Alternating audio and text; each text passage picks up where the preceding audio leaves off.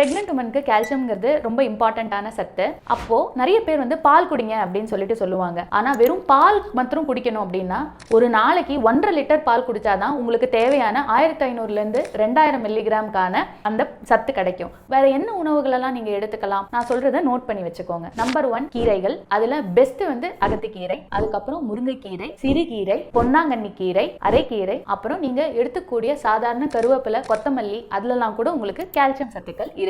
இதை தவிர ராகி, அதுல வந்து மிகவும் அதிகமா இந்த கால்சியம் சத்து இருக்குது. நம்பர் 3 கொள்ளு, கசகசா, கடுகு, இதுலலாமும் உங்களுக்கு கால்சியம் சத்துக்கள் நிறைந்திருக்குது. நம்பர் 4 சில நட்ஸ் வகைகளான ஆல்மண்ட், முந்திரி, இதுலலாமும் இருக்கு. டெய்லி கொஞ்சம் நட்ஸ் சாப்பிட்டீங்கன்னா உங்களுக்கு நல்லது. எலும்போட வலுவுக்கு கால்சியம், பாஸ்பரஸ் ரெண்டுமே தேவை. பாஸ்பரஸ் இந்தந்த உணவுகள்லாம் இருக்கு, அதாவது மீன் வகைகள், சிக்கன் அண்ட் இறைச்சி வகைகள்ல இருக்கு. இதெல்லாமும் நீங்க டயட்ல இன்க்ளூட் பண்ணிக்கலாம். உங்களுக்கு வேற ஏதாவது உணவு முறைகளை பத்தின சந்தேகம் இருந்ததுன்னா கமெண்ட் செக்ஷன்ல கேளுங்க.